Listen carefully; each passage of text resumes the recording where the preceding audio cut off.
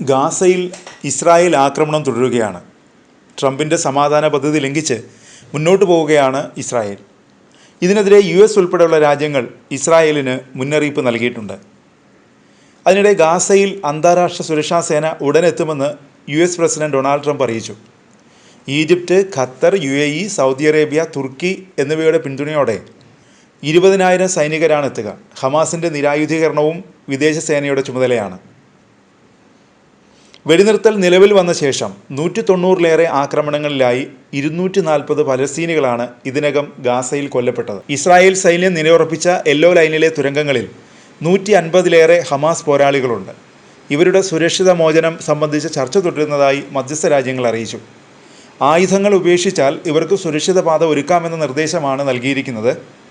എന്നാൽ തുരങ്കങ്ങൾ തകർത്ത് ഹമാസിനെ നിരായുധീകരിക്കും വരെ ആക്രമണം തുടരുമെന്നാണ് ഇസ്രായേൽ പ്രതിരോധ മന്ത്രി ഇസ്രായേൽ കാറ്റ്സ് ഭീഷണി മുഴക്കിയത്. റാഫ ഉൾപ്പെടെ ഗാസയിലേക്കുള്ള എല്ലാ അതിർത്തികളും ഉടൻ തുറക്കണമെന്ന് UN സെക്രട്ടറി ജനറൽ ആവശ്യപ്പെട്ടു. ഗാസയിലേക്ക് കൂടുതൽ സഹായം ലഭ്യമാക്കിയില്ലെങ്കിൽ പട്ടിണിയും ദുരിതവും സങ്കീർണമാകുമെന്നും UN secretary general Antonio Guterres പറഞ്ഞു. അതിനിടെ ഇസ്രായേൽ സേനയുടെ നിയന്ത്രണത്തിലുള്ള തെക്കൻ ഗാസയിലെ റഫയിൽ തുരങ്കങ്ങളിൽ ഒളിച്ചിരിക്കുന്ന ഹമാസ് സേനാംഗങ്ങൾ ഇസ്രായേലിന് കീഴടങ്ങില്ലെന്ന് അറിയിച്ചു. ഇക്കാര്യത്തിൽ മധ്യസ്ഥ രാജ്യങ്ങൾ ഇടപെടണമെന്നും ഹമാസ് ആവശ്യപ്പെട്ടു. ആയുധം വെച്ച് കീഴടങ്ങിയാൽ ഗാസയുടെ മറ്റു ഭാഗങ്ങളിലേക്ക് പോകാൻ അനുവദിക്കാമെന്നാണ് ഇസ്രായേൽ നിലപാട്.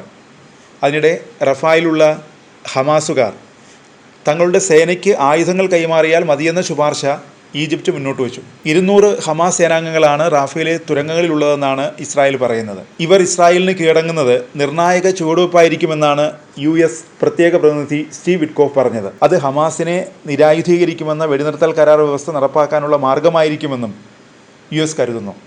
അതിനിടെ 2014 ഏറ്റുമുട്ടലിൽ കൊല്ലപ്പെട്ട ഇസ്രായേൽ സൈനികൻ്റെ മൃതദേഹം ഹമാസ് കൈമാറി. ഗാസയിൽ ഇസ്രായേൽ ആക്രമണങ്ങളിൽ ഇതുവരെ 69,169 പലസ്തീൻകാർ കൊല്ലപ്പെട്ടതായി ഗാസ അധികൃതർ അറിയിച്ചു.